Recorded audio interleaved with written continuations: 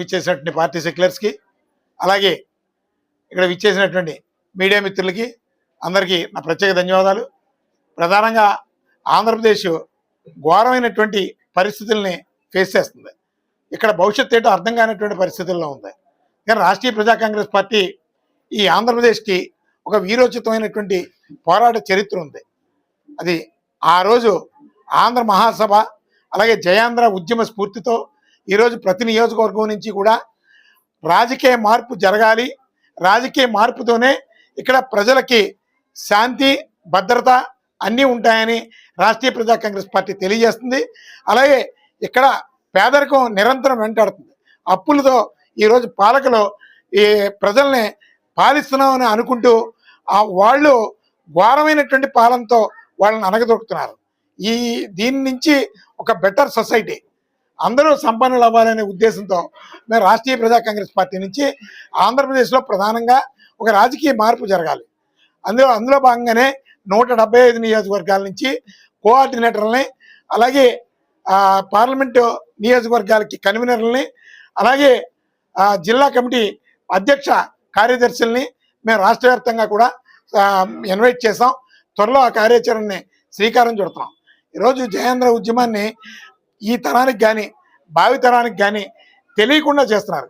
ఎందుకు చేస్తున్నారంటే ఆ రోజు ఉవ్వెత్తిన ఈ ఆంధ్రప్రదేశ్ నుంచి 72లో గొప్ప ఉద్యమం ఈ ఆంధ్రప్రదేశ్లో భారతదేశానికి స్వాతంత్ర పోరాటం ఎంత స్ఫూర్తినిచ్చిందో నేతాజీ సారథ్యంలో అంత గొప్ప స్ఫూర్తిని ఆంధ్రప్రదేశ్ నుంచి ఒక వీరోచితమైనటువంటి మహోన్నతమైనటువంటి ఉద్యమం ఆ రోజు ఈ చరిత్రలో ఉంది, ఆంధ్రప్రదేశ్లో ఉంది జయాంధ్ర ఉద్యమం. ఆ రోజు విద్యార్థులు రోడ్డెక్కారు, యువత రోడ్డెక్కారు, అలాగే ప్రజలు స్వచ్ఛందంగా వచ్చి ఉద్యమాల్లో పాల్గొన్నారు. సుమారు 480 మంది ప్రాణాలు అర్పించినటువంటి ఒక గొప్ప చారిత్రాత్మకమైనటువంటి పోరాటం. అంత గొప్ప పోరాటాన్ని ఈరోజు ఎవరు స్మరించుకుంటలేదు. అవసరం లేనటువంటి వాళ్ళ విగ్రహాలు ఈ ఆంధ్రప్రదేశ్లో కనబడుతున్నాయి.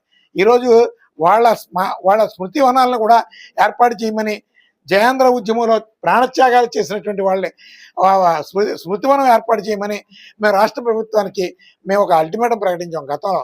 ఇప్పుడు కూడా ఒక విజ్ఞాపన పత్రం ఇచ్చున్నాం. అందుకని ఇప్పుడు పౌరులు ఎలా ఉన్నారంటే నా రాష్ట్రం యొక్క గొప్పదనం, ఒంటిపై రోమాలు నెక్కపొడిచేలా ఉండాలి చరిత్ర అంటే. అలాగే ఈ భారతదేశ చరిత్ర తిరగేసుకుంటే నేతాజీని, అలాగే భగత్ సింగ్ని, అలాగే ఉద్దమ్ సింగ్ని, అలాగే రవీంద్ర కౌశిక్ని, నీరా ఆర్యాని, ఇలాంటి గొప్ప గొప్ప వ్యక్తులు ఉన్నారు. అలాంటి వాళ్ళ చరిత్రని తెరమరుగు చేశారు. తెరమరుగు చేయడం మూలంగా పిల్లల్లో స్వాతంత్ర ఫలాలు, వాళ్ళ త్యాగాలు, మన దేశం యొక్క కట్టుబాట్లు, మన నిజాయితీ, మన పౌరుషం అనేది తెలియకుండా పోతుంది. కానీ ఈరోజు ప్రతి ఆంధ్రుడికి కూడా జయాంధ్ర ఉద్యమ త్యాగాలు తెలియాలి, జయాంధ్ర ఉద్యమ పోరాట ఫలాలు తెలియాలి. ఎంతమంది ఈ రాష్ట్రం కోసం త్యాగాలు అనుభవించారు, త్యాగాలు చేసినటువంటి ఆ చరిత్రని బహిర్గతం చేయడమే రాష్ట్రీయ ప్రజా కాంగ్రెస్ పార్టీ ప్రధాన లక్ష్యం. ఈ రాష్ట్రానికి ఒక గొప్ప చరిత్ర ఉందని తెలియజేయాల్సినటువంటి అవసరం ఉంది. అలాగే యూనివర్సిటీస్లో కూడా జయాంధ్ర ఉద్యమ చరిత్రను తెలియజేసే విధంగా, పాఠ్యాంశాల్లో చేర్చే విధంగా ఒక అధ్యయన కమిటీ వేయమని కూడా మేము గతంలో ప్రభుత్వానికి చెప్పడం జరిగింది. అదేవిధంగా ఎందుకంటే ఆ రోజు జయాంధ్ర ఉద్యమం కనుక్కోకపోతే చాలా ప్రమాదం. ఇంకా మనం ఎంత ఆనందించాల్సినటువంటి అంటే ఈ రాష్ట్ర వ్యాప్తంగా ఆ ఉద్యమం ఎంత స్ఫూర్తినిచ్చి ఎంత పెద్ద స్థాయిలో ఆ ఉద్యమం కొనసాగిందో. రాజమండ్రికి అంత గొప్ప చరిత్ర ఉంది. ఇదే దేవి చౌక్ సెంటర్లో సూర్యభాస్కర్ అనే అతన్ని నిర్దాక్షిణ్యంగా కాల్చేశారు జయాంధ్ర ఉద్యమంలో. దానికోసం ఎవరో మాట్లాడరు. అలాగే ఈ ఆంధ్రప్రదేశ్ నుంచి ఇంకా ఆ రోజు స్వచ్ఛందంగా జైలుకి వెళ్ళినటువంటి వాళ్ళు చాలామంది ఉన్నారు. అలాంటిది మనం ఆదర్శంగా తీసుకొని ఈరోజు ఆంధ్రప్రదేశ్లో మన హామీలు నెరవేర్చుకోవాలి. కేంద్రం మనకు చేస్తున్నటువంటి ద్రోహాన్ని నుంచి మనల్ని మనం కాపాడుకోవాలి. ప్రత్యేక హోదా, విభజన హామీలు, అలాగే ఇతర రాజకీయ హామీలు అన్నీ కూడా ఈరోజు అన్నీ అభూత కల్పన అయిపోయినాయి. ఈ ఆంధ్రప్రదేశ్ నుంచి చావ చచ్చినటువంటి పార్లమెంటేరియన్లు అందరూ కూడా ఈరోజు పార్లమెంట్లో నాయకత్వం వహిస్తున్నారు. వీళ్ళ మూలంగా ఆంధ్రప్రదేశ్ నుంచి నాయకత్వం వహిస్తున్నటువంటి ఎవరు కూడా, ఏ ఎంపీ కూడా, ఏ ఎమ్మెల్యే కూడా కనీసం పౌరుషం లేదు. వాళ్ళకి కనీసం వాళ్ళ నియోజకవర్గం కోసం మాట్లాడినటువంటి దాఖలాలు ఉండవు.